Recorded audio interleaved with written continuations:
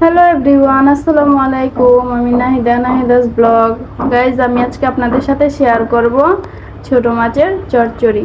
তো ছোট মাছের চচ্চড়িটা রান্না করার জন্য এখানে আমার যা যা লাগবে আমি সব কিছু কেটে নিয়েছি, আর মাছটাকেও ভালো করে ধুয়ে পরিষ্কার করে নিয়েছি।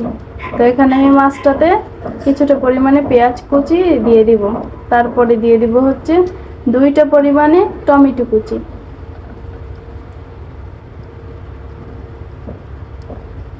টমেটো কুচিটা দিয়ে দেওয়ার পরে আমি এখানে দিয়ে দিব কয়েকটা রসুন, আস্ত রসুন আমি একটু ছিলে দিয়ে দিয়েছি।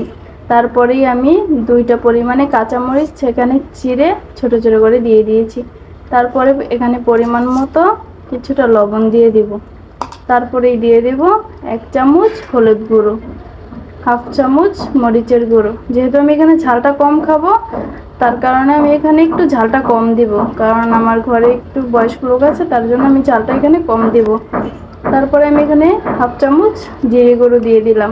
তারপরেই দিয়ে দিব 1/2 চামচ ধনে গুঁড়ো।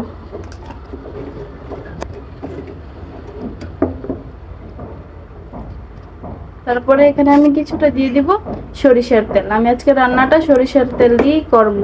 তো এখানে আমি সরিষার তেলটা দিয়ে দিলাম। তারপরে হাত দিয়ে খুব ভালো করে এটাকে আমি এখন মেখে নেব, আস্তে আস্তে করে খুব ভালো করে এটা মেখে নেব, যেন মাছগুলো গলে না যায়। আস্তে আস্তে করে মেখে নেব।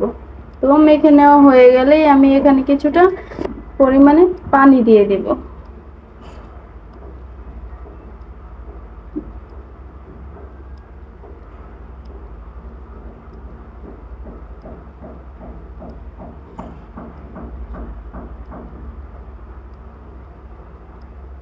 এই তো আমি এখানে পানি দিয়ে দিলাম। তো আমার পানিটা দিয়ে দেওয়া হয়ে গেছে। এখন আমি তরকারিটাকে একটু হাত দিয়ে সমান করে নিলাম। তারপরে আমি এখন এটাকে চুলায় বসিয়ে দেব।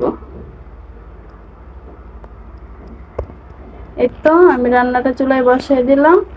এখন আমি আস্তে আস্তে করে চুলাটা একদম কমায় একটু বলক নিয়ে আসলাম। বলক আসার পরে আমি এখানে কিছুটা জলপাই দেব। আসলে জলপাইটা আমার ডিপ ফ্রিজে ছিল, তো আমি এখান থেকে নামাই নিচ্ছি। একটা জলপাই আমি 2 ফালি করে কেটে নিয়েছি, আর একটা জলপাই আমি আস্তে দিয়েছি। কেটে দিয়েছি তার কারণ হচ্ছে যেন খেতে একটু হালকা টক লাগে, তাহলে খেতে ভালো লাগবে। তো আমি এখানে দিয়ে দিলাম। এর তো কিছুক্ষণ আবার জাল করে নিলাম। তারপরে আমার তরকারির ঝোলটা একটু মাখা মাখা হয়ে আসছে। এই তো আমি এখানে কিছুটা ধনেপাতা দিয়ে দিলাম। ধনেপাতা দিয়ে দেওয়ার পরে আমি এখন তরকারিটা নামাই নেব। অবশ্যই জানাবেন আমার রান্নাটা কেমন হয়েছে। ধন্যবাদ।